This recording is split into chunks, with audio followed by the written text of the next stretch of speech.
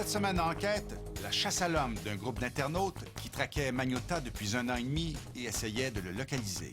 On a regardé attentivement la vidéo et on en a conclu A, qu'elle était bien réelle, et B, qu'on avait un sérieux problème.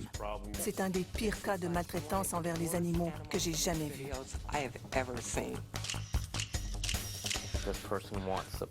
Cette personne veut un public. Il est fier de ce qu'il fait. Il se donne en spectacle. Tous les signes y étaient. Tout indiquait qu'il allait tuer quelqu'un. Je veux dire, il allait vraiment tuer quelqu'un. Ça nous a rendus malades de voir notre prédiction se réaliser.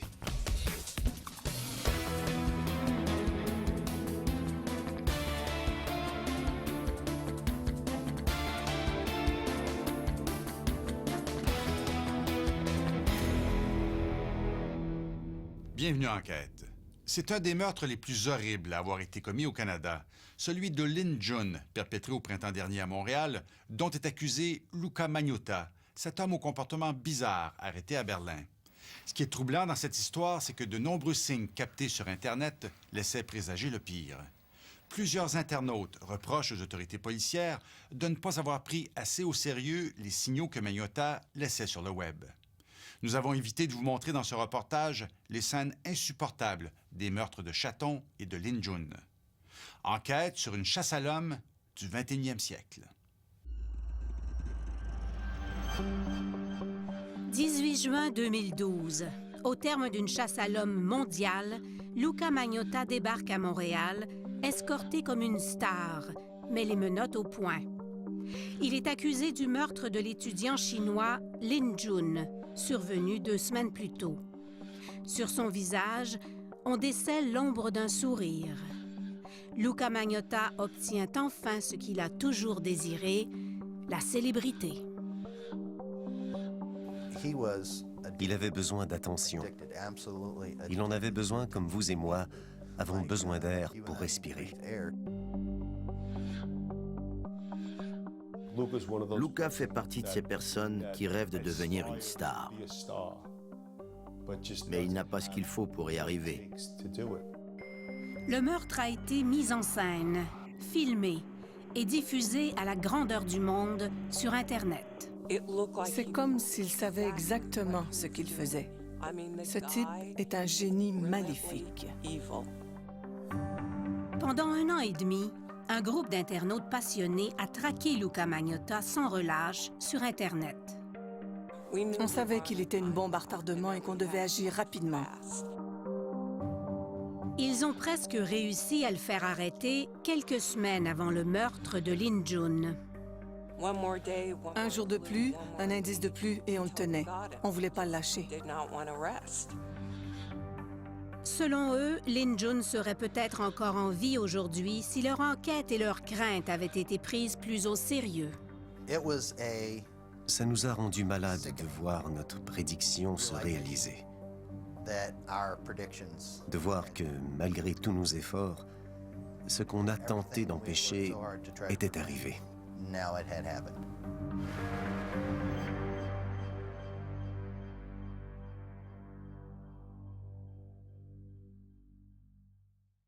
Revenons maintenant sur cette affaire sordide de démembrement de cadavres à Montréal. Le meurtre de Lynn June est un des premiers meurtres commis pour être vu sur Internet. Un crime du 21e siècle. Même si l'histoire est sordide, nous croyons qu'il faut la raconter pour en tirer les leçons qui s'imposent. Tout a commencé 1 an et demi avant la mort de Lynn June, le 21 décembre 2010, en banlieue de New York. Joe Pans est chez lui, dans son bureau, lorsqu'il reçoit un courriel. On a reçu un courriel concernant une vidéo. Je ne me souviens pas précisément du texte, mais il faisait référence à la vidéo. Regardez ça, c'est très perturbant. La vidéo est quasi insupportable. Sans aucune émotion apparente, un jeune homme place 2 chatons dans un sac et les asphyxie à l'aide d'un aspirateur. On a regardé attentivement la vidéo et on en a conclu A, qu'elle était bien réelle, et B, qu'on avait un sérieux problème. Joe Pans est la vedette d'une émission de télé américaine qui met en scène un groupe de motards venant à la rescousse d'animaux maltraités. Il en a vu d'autres, mais cette fois-ci, il a l'impression d'avoir découvert un monstre, quelqu'un qui va probablement récidiver. On s'est dit qu'il fallait trouver cette personne. Dans une banlieue de Washington, Ryan Boyle, qui passe plusieurs heures par jour à naviguer sur Internet, découvre la même vidéo. Il est dégoûté. Ça a été viscéral, très choquant. Ça m'a tellement bouleversé qu'immédiatement, j'ai voulu faire quelque chose. On est retourné sur le web et j'ai créé une page Facebook. Ryan Boyle crée une page Facebook dans laquelle il demande aux gens de l'aider à identifier et à faire arrêter le tueur de chatons. Some of these images you're about to see are disturbing. On a mis une vidéo sur YouTube pour demander de l'aide, pour aller à la pêche. Si vous avez des informations, joignez-vous au groupe Facebook, restez anonyme, donnez-nous des indices. En quelques semaines, le groupe compte des milliers de membres. L'enquête démarre en trombe. Ryan Boyle crée un sous-groupe secret de 25 personnes qui vont l'aider à diriger l'enquête. Il baptise ce sous-groupe « Les individus utiles ». Pendant ce temps, à Los Angeles... I'm rolling. I'm Shane. I'm Sia, Barbie. Sorry about that. Ryan voulait que je fasse partie du groupe Useful Individuals parce que j'avais de bons contacts avec la police et le FBI, avec les organismes de protection des animaux, mais surtout avec les médias. Sia Barbie est une ex-pin-up de renommée internationale. Avec Shane, sa sœur jumelle, elle a fait les beaux jours du magazine Playboy dans les années 90. Depuis, les deux sœurs sont devenues les Brigitte Bardot américaines, des activistes radicales qui ont des contacts dans toutes les organisations de défense des animaux.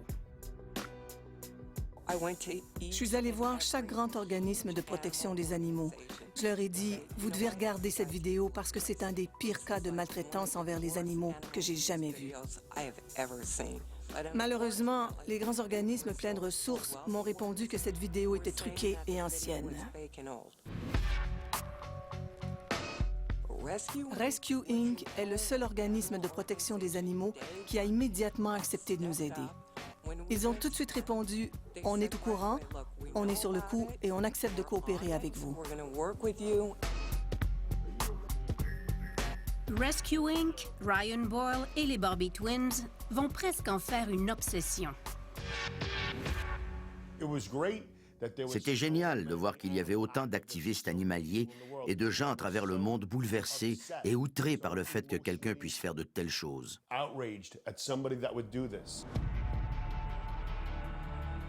Deux internautes qui utilisent les pseudonymes de John Green et Bodie Moven sont particulièrement choqués. Ils ont exigé l'anonymat parce qu'ils enquêtent sur d'autres crimes commis contre les animaux et craignent pour leur sécurité. On a analysé la vidéo image par image. Il y en avait des milliers. On cherchait des éléments qui indiqueraient où il était. On regardait les prises de courant, les poignées de porte, l'aspirateur, le sac de compression, la couverture, le format du lit. Est-ce que c'était un format européen, un format nord-américain? C'était des éléments importants.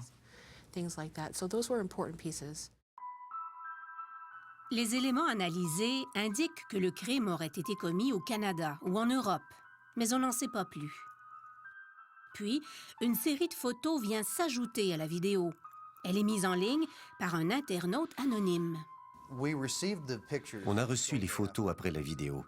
Dans la première photo, on voyait un garçon qui tenait deux chats dans les airs.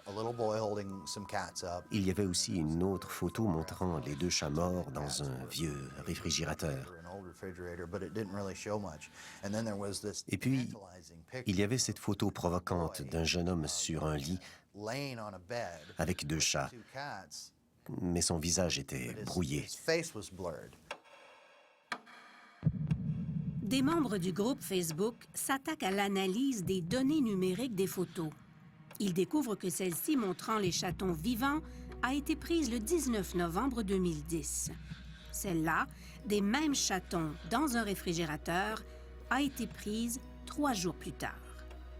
On sait maintenant que les chatons ont été tués entre le 19 et le 22 novembre 2010, mais on ne sait toujours pas où.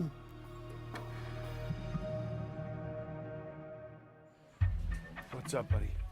Rescuing décide de donner un second souffle à l'enquête. On a offert une récompense. On a placardé des avis de recherche. Toute personne qui nous donnerait une information permettant de le trouver, de l'identifier, de l'arrêter et de le faire accuser serait récompensée. De Los Angeles, Sia Barbie fait jouer ses contacts dans les médias. J'ai demandé à mon ami d'écrire un article sur Rescue Inc. dans lequel il parlerait de la récompense de 5 000 $. Ça nous a permis de rediriger tous les indices et les infos vers le groupe Useful Individuals pour nous permettre éventuellement de le retracer. Cet article sur le tueur de chatons paraît le 28 décembre 2010 sur un site Internet fréquenté par des millions de lecteurs. Depuis le début, Luca Magnotta semble suivre la progression de l'enquête sur le site Facebook. Il n'a toujours pas été identifié par les internautes, mais il est inquiet. Nous avons découvert qu'au début de janvier 2011, Luca Magnotta s'est rendu à New York, où il a consulté l'avocat Romeo Salta. Il avait peur de se faire arrêter pour cruauté envers les animaux. Il craignait aussi que certains activistes animaliers ou d'autres s'en prennent à lui. Alors il m'a contacté pour savoir quelle était la situation, s'il y avait ou pas des mandats d'arrêt contre lui. J'ai vérifié, il n'y en avait pas.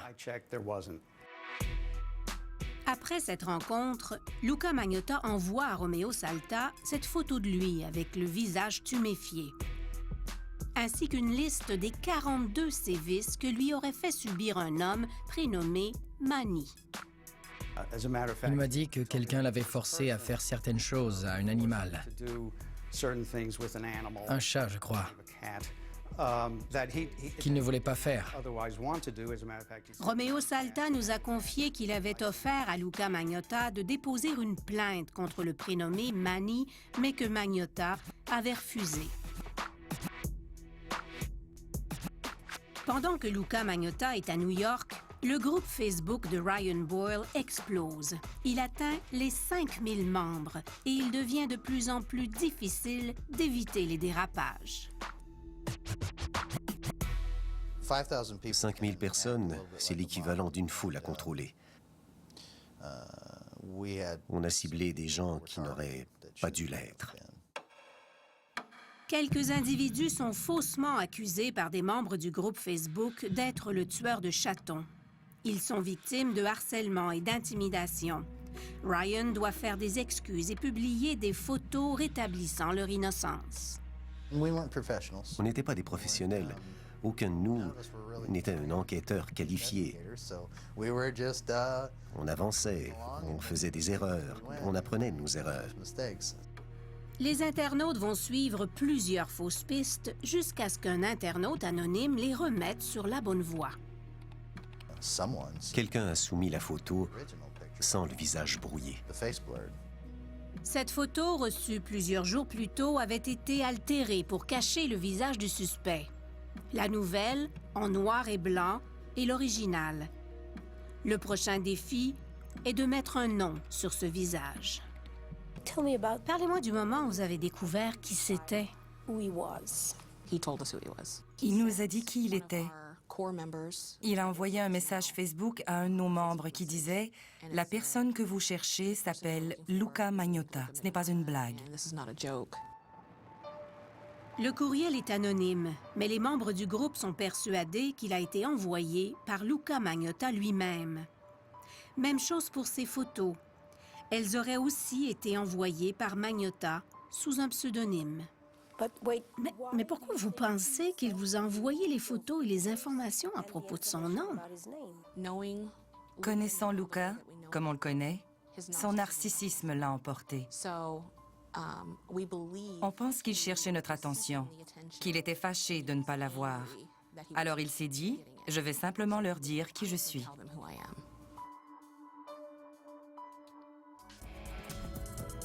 Après la pause, Magnotta se donne de l'importance en s'inventant une relation avec Karla Homolka. Luca n'éprouve pas d'émotion et il est incapable de ressentir la culpabilité, la honte ou quelque émotion humaine. Il imite les émotions des autres parce qu'il n'en a pas. C'est un psychopathe. Il vit maintenant dans les Caraïbes avec sa nouvelle épouse, Karla Homolka.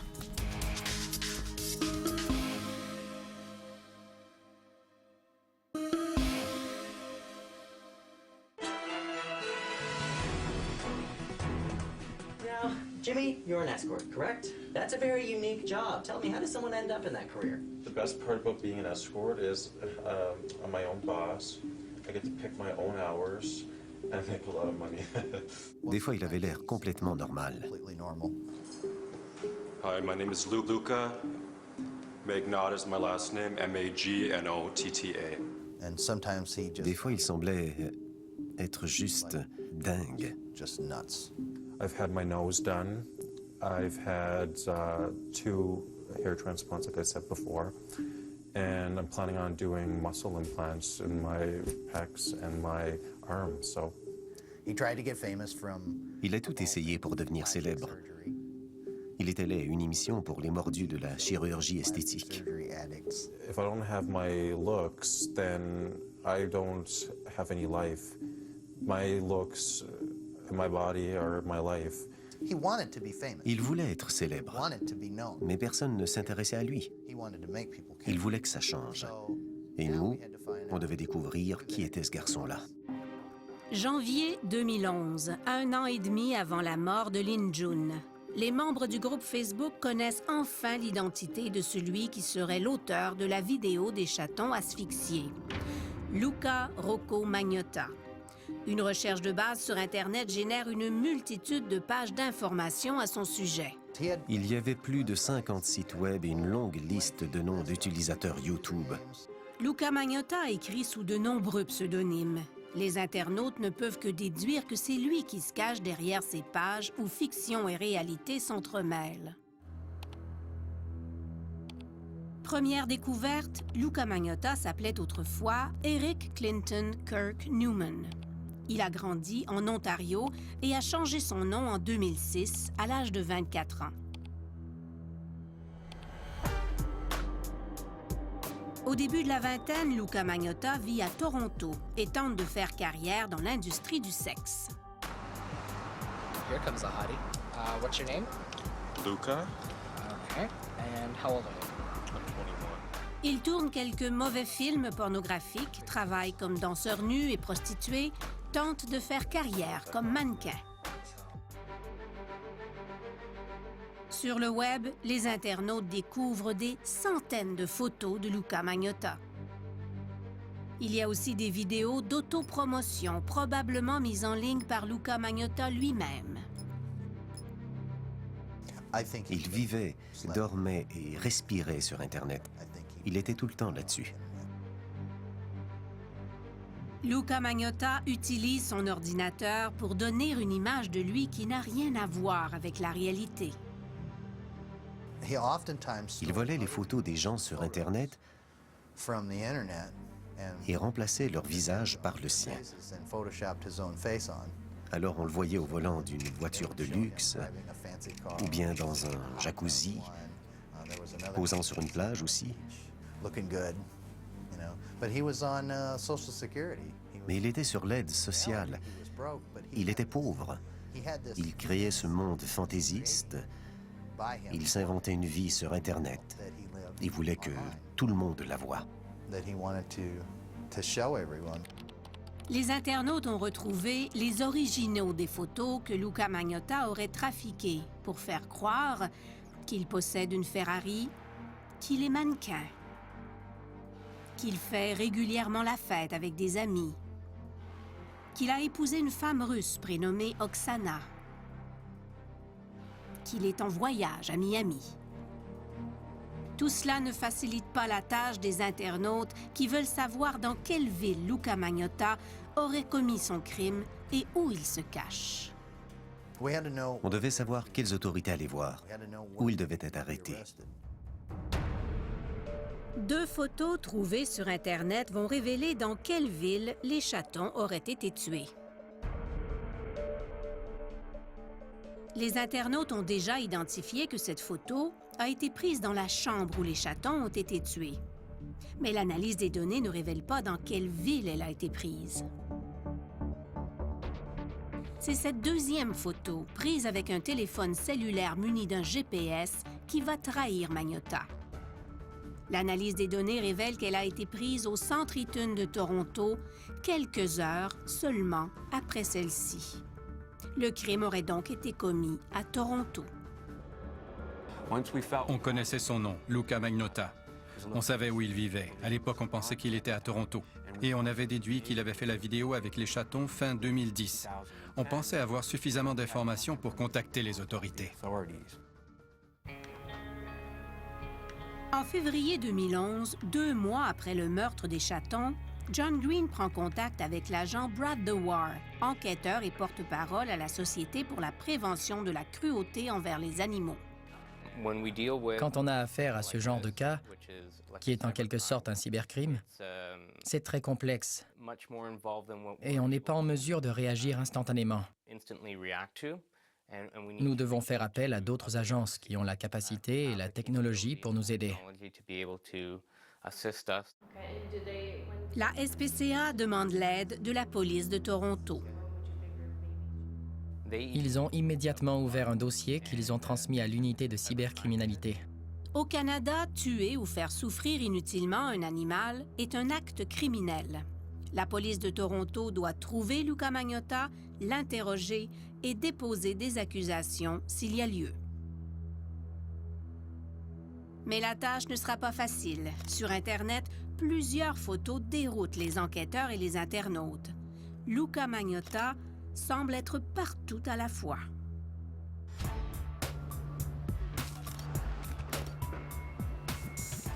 Il aimait se faire prendre en photo, partout, n'importe où. Il posait, je prenais des photos de lui, j'étais son photographe. Les internautes ont retrouvé la trace de Henry, un retraité de Toronto qui a fréquenté Luka Magnotta en 2010, avant le meurtre des chatons. C'est lui qui a fait voyager Magnotta.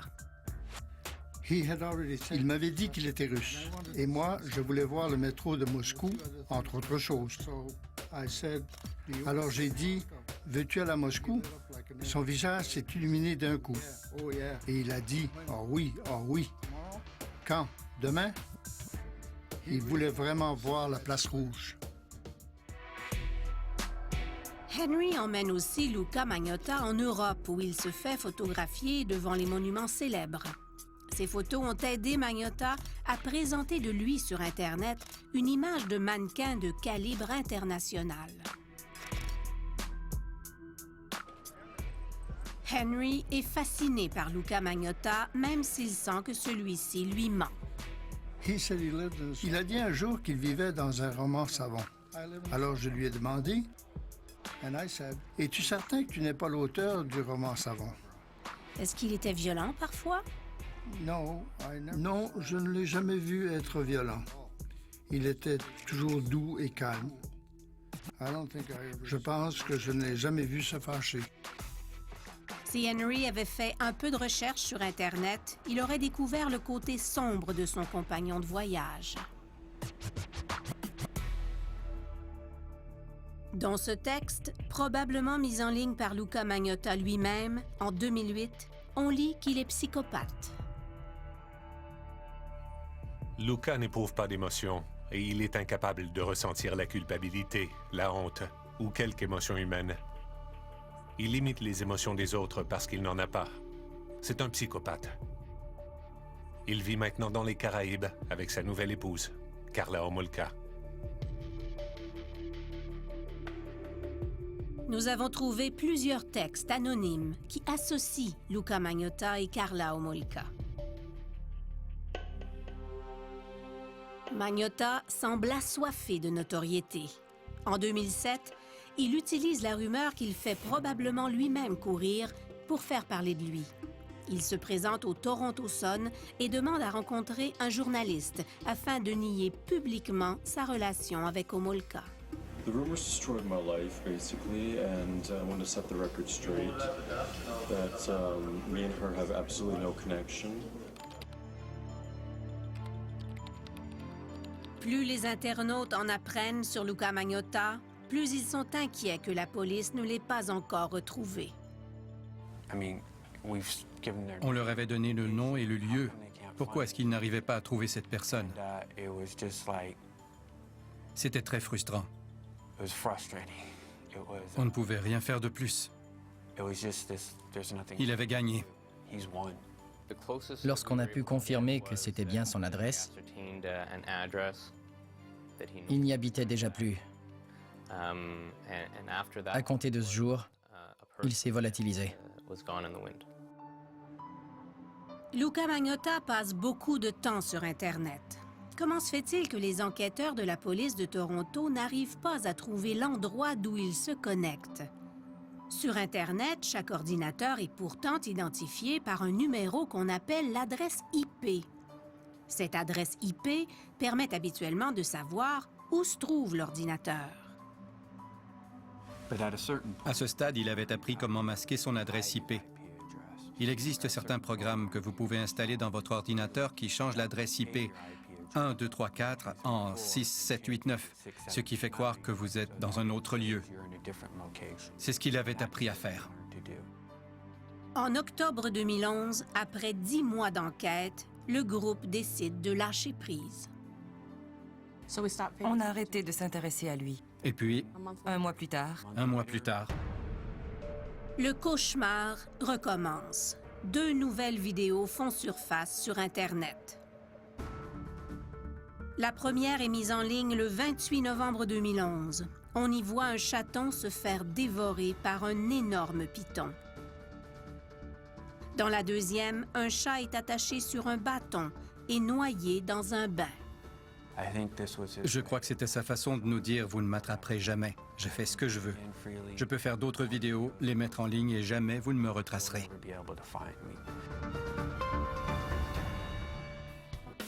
Après la pause, les indices s'accumulent et inquiètent de plus en plus. On ne sait pas s'il va s'arrêter là ou s'il est capable de passer au niveau supérieur. Ces gens se font la main sur les animaux. Et quand ça ne suffit plus à nourrir leur maladie, ils passent à une autre victime, qu'ils jugent sans défense.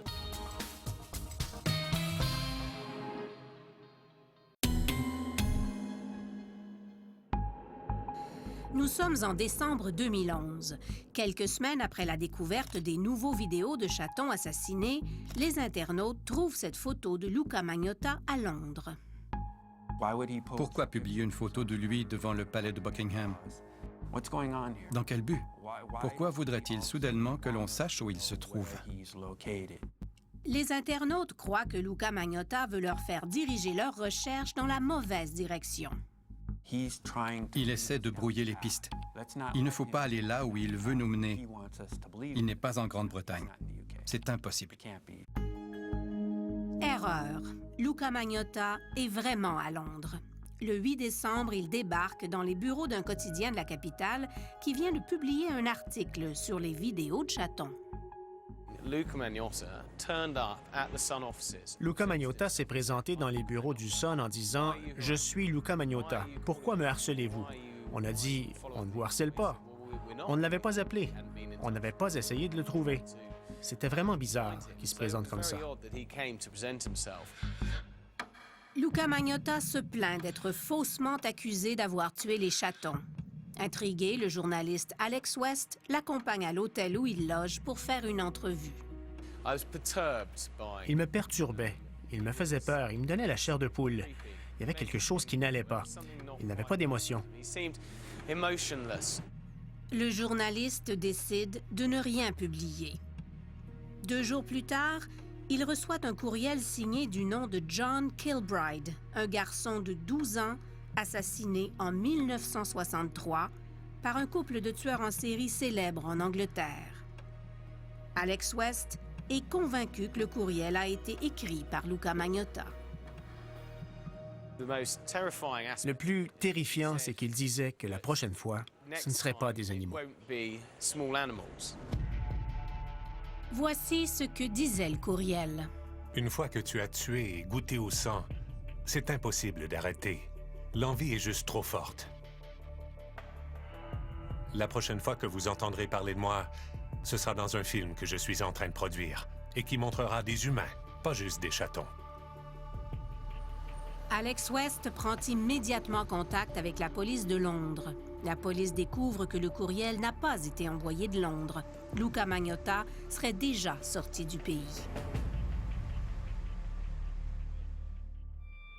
Quelques jours plus tard, une question troublante apparaît sur un forum de discussion. Elle est signée d'un pseudonyme que les internautes associent à Luca Magnotta. Quel est le meilleur type de sédatif? Je pense que la morphine liquide est extrêmement rapide. Ça prend peu de temps pour agir. Toute l'information recueillie sur Luca Magnotta est transmise à l'agent Brad Dewar de la SPCA, qui l'a fait suivre à la police de Toronto. Cette personne veut un public. Il est fier de ce qu'il fait. Il se donne en spectacle. Et c'est d'autant plus inquiétant, parce qu'on ne sait pas s'il va s'arrêter là ou s'il est capable de passer au niveau supérieur. Rescue Inc. se pose la même question. Des études ont démontré que plusieurs tueurs en série ont commencé leur carrière de criminels en torturant des animaux. Ces gens se font la main sur les animaux. Et quand ça ne suffit plus à nourrir leur maladie ou qu'ils se sentent suffisamment confiants, ils passent à une autre victime qu'ils jugent sans défense, généralement un enfant, une femme ou une personne âgée. Fin décembre 2011, un individu qui semble être Luca Magnotta s'adresse directement aux internautes sur Facebook. Il utilise un de ses pseudonymes. Il veut nous parler. C'était juste avant Noël. Il est probablement seul et il n'a personne à qui parler. Buddy Moven et John Green profitent de l'occasion pour tendre une perche à celui qu'ils croient être Luca Magnotta. On voulait qu'il sache qu'on ne représentait pas une menace, qu'on ne lui voulait aucun mal, on voulait tout simplement l'aider, qu'on avait trouvé toutes ces informations à son sujet et qu'il avait besoin d'aide. Rien ne l'empêchait de se faire soigner. C'était à lui d'agir. Quelques jours après cet échange, on a reçu plusieurs photos par courriel et sur Facebook qui, selon nous, ont été envoyées par Luca.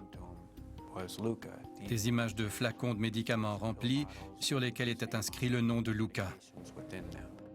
Les 5 médicaments qui figurent sur les photos ont été prescrits en 2007 par un psychiatre. Les soupçons des internautes se confirment, Luca Magnotta souffrirait d'un problème de santé mentale. L'information est immédiatement transmise à la police de Toronto. Quelques semaines plus tard, John Green reçoit ce courriel du détective qui est chargé du dossier. Il n'y a personne qui veut trouver ce gars-là plus que moi. Je veux l'emmener en cours, ne serait-ce que pour qu'il ait des soins psychiatriques. Nous avons découvert que les problèmes de santé mentale de Luca Magnotta étaient présents dès 2005. En juin 2005, il a été reconnu coupable de fraude en Ontario. Au moment de rendre son jugement, la juge a accepté de lui laisser purger sa peine dans la communauté aux conditions suivantes. Suivre un traitement pour problèmes de santé mentale et prendre tous les médicaments prescrits. En s'adressant à Magnotta directement, elle ajoute « Si vous ne prenez pas vos médicaments, votre vie va déraper. »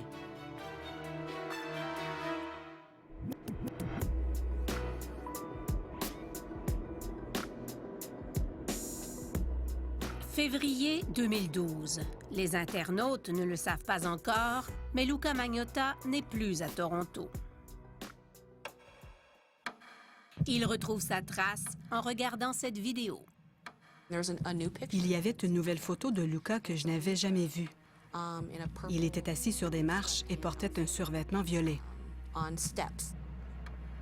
En utilisant le logiciel Google Maps, les internautes découvrent que la photo a été prise ici, sur le campus de l'Université McGill. Luca Magnotta serait à Montréal.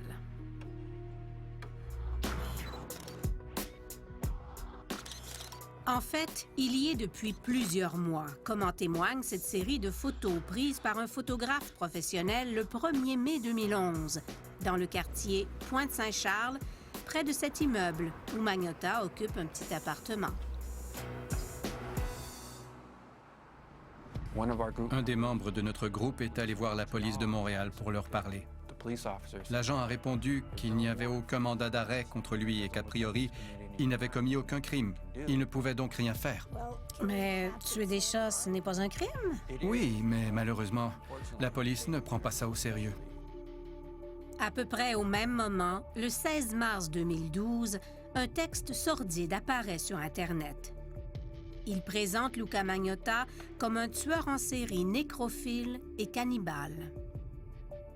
C'était 2 mois à peine avant la mort de Lin Jun. Tous les signes y étaient. Tout indiquait qu'il allait tuer quelqu'un. Je veux dire, il allait vraiment tuer quelqu'un.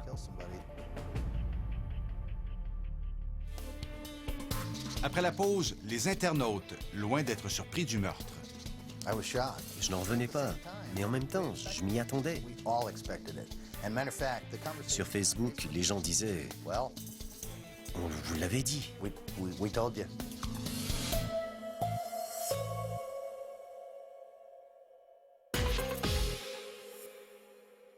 Deux colis contenant des restes humains ont été retrouvés.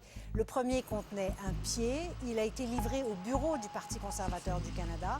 On ne sait pas ce que contient... Le 29 mai 2012, quand les policiers retrouvent le cadavre de l'étudiant Lin Jun, Luca Magnotta est déjà loin.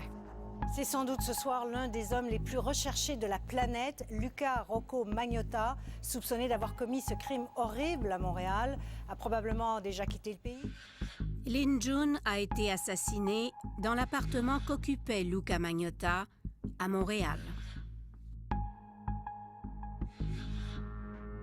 Je n'en revenais pas, mais en même temps, je m'y attendais.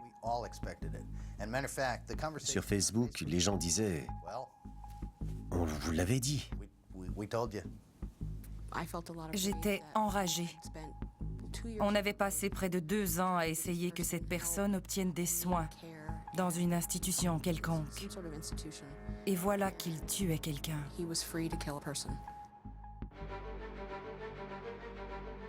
Le lendemain du crime, Luca Magnotta s'enfuit en Europe. Le surlendemain, une vidéo du meurtre de Lin Jun est mise en ligne. Dès que j'ai vu l'image apparaître, je me suis dit, c'est encore Luca. J'ai tout de suite envoyé un courriel au détective à Toronto et je lui ai dit, il faut que vous regardiez cette vidéo, on croit que c'est encore Luca. Les corps policiers du monde entier se mobilisent pour retrouver Luca Magnotta. Il a malheureusement fallu attendre qu'une vie humaine soit sacrifiée pour que les gens commencent à prendre cette histoire au sérieux. Les internautes sont amers. Ils auraient souhaité que les choses bougent avant, même si les seules preuves disponibles étaient virtuelles. Le fait est que pour eux, toute notre information, toute notre preuve provenait d'Internet. Pour eux, ce n'était pas vraiment crédible, vous voyez? Les policiers sont-ils bien formés et outillés pour enquêter sur cette nouvelle forme de criminalité qui se déploie dans le cyberespace? L'Internet est un nouvel univers pour les forces de l'ordre. Ce n'est pas tout le monde qui comprend comment fonctionne l'Internet et ce qu'il s'y passe. Il faut presque faire leur éducation. Il est difficile de jeter la pierre aux policiers puisque nous ne savons pas ce qu'ils ont fait pour retrouver Luca Magnotta. La police de Toronto a refusé de répondre à nos questions en raison du processus judiciaire qui est en cours.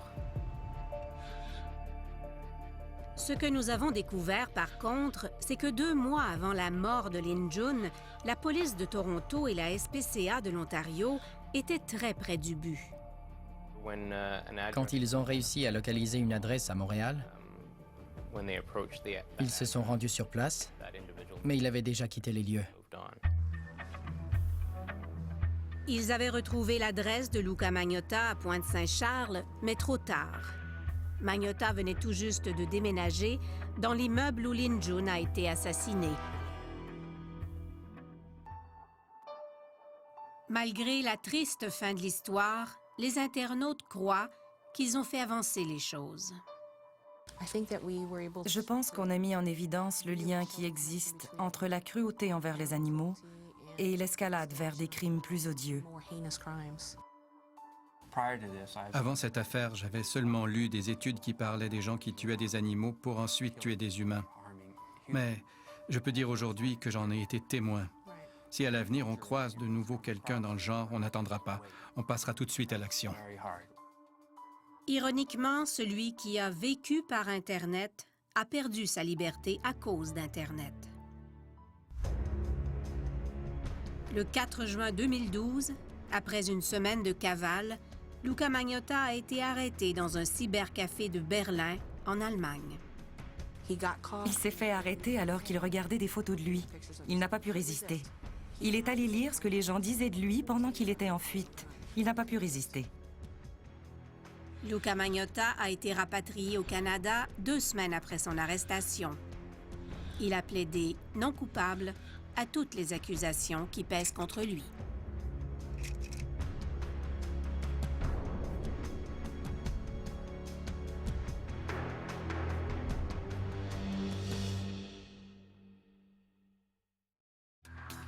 Luca Magnotta sera de retour devant les tribunaux pour son enquête préliminaire en mars prochain. Les internautes ont depuis fondé un groupe permanent de cyber-enquête pour traquer d'autres tortionnaires d'animaux. Vous pouvez les suivre sur leur site Internet du Animal Beta Project.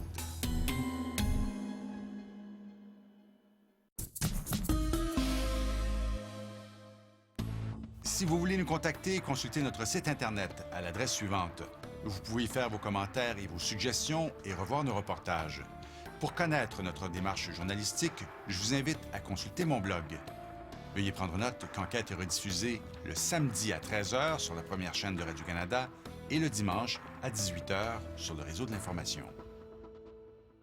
Merci d'avoir été là. Bonsoir. À la semaine prochaine.